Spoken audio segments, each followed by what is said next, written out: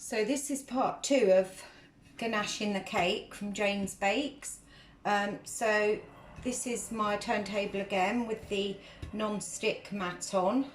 So the cake has been in the fridge now for half an hour and it's nice and firm. So that was the first layer. So now I'm going to put on the next layer to prepare the cake. So I've got a really good turntable here, as you can see. It's nice and quick. It's one that wasn't cheap. It was over £50, but I think it's worth getting good equipment for your baking if you're going to do a lot of it. So we're going on again with another layer now. So I'm going to go all the way round again as I did before, with the ganache, which is lovely and smooth, no lumps, and using my offset spatula. And what you want to do this time is get your chocolate to the edge of your board, your 12mm thick cake drum. That's called a cake drum. So you can see where that is on the edge where I just scraped it. It's nice to the edge, and it will be all the way round. And then what I do to make sure that your cake is absolutely straight, you want no gaps, is you put another board on top of the cake, the same size. So this is a 7-inch. So as this, like this, you put another board on top there, and then what you do, once you've filled it all the way around, another layer of chocolate. Sometimes your cakes shrink and you need more ganache, so it all depends. Every cake you make is different. So this has come out really lovely, this cake, nice and even. So what I've got chocolate all the way around there now, as you can see, quite thick.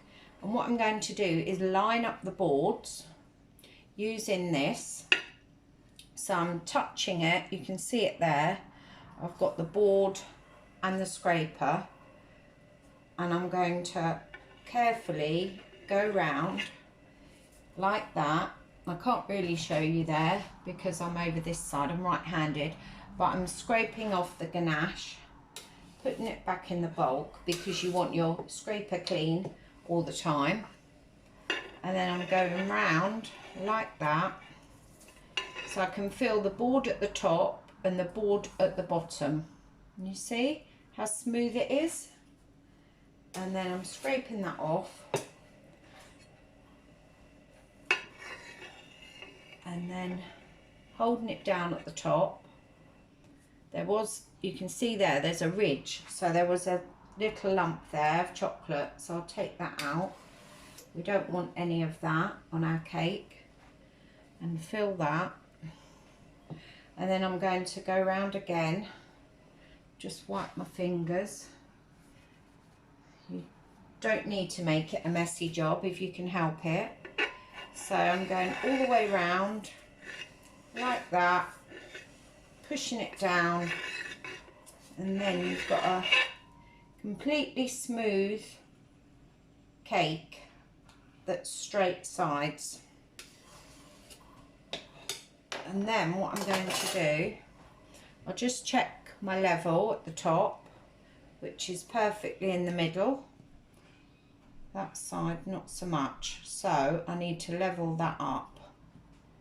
Yeah, it's not quite, so I can see from this I need to put more chocolate this side.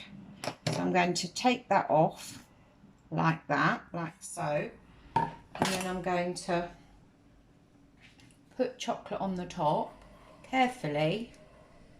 Just, there's a bit of a ridge there where the board was, so I'm going to fill that in. More ganache.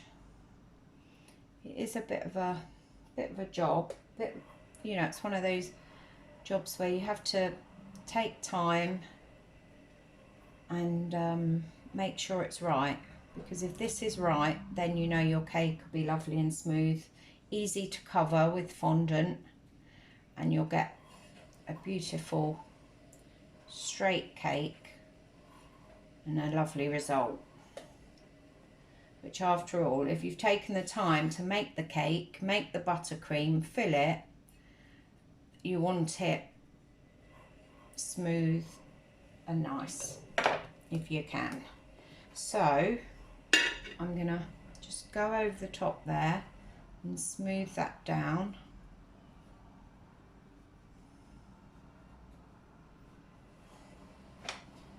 And then go around the edge again, just getting those extra bits off, and you will get little ridges come up from your, you want them as sharp as possible, the edges. So using your scraper, you just carefully push those in like that.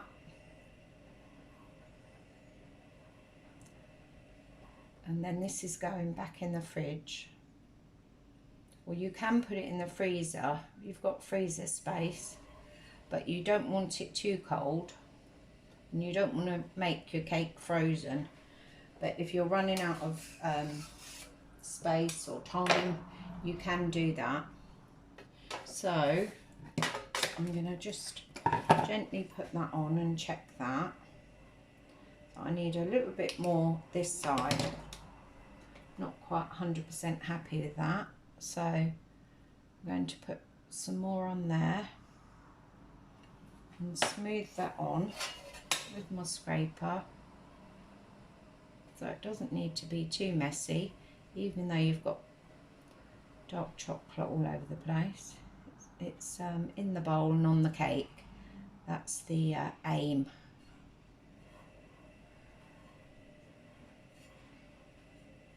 And what I can do is, once this has been in the fridge, if I'm, you know, just once it's firmer, it goes harder, you can double check that it's central. Which, that's looking good to me. Not bad at all. Probably a little bit more around the edge there, just to make it a bit more even. And then one more.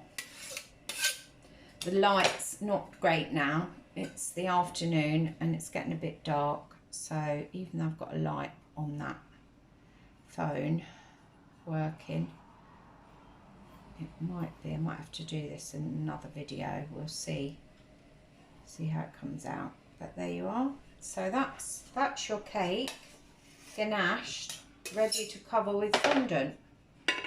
So just one more twist around the edge, and no bumps, no lumps, and we're good to go. So there you are. Happy baking.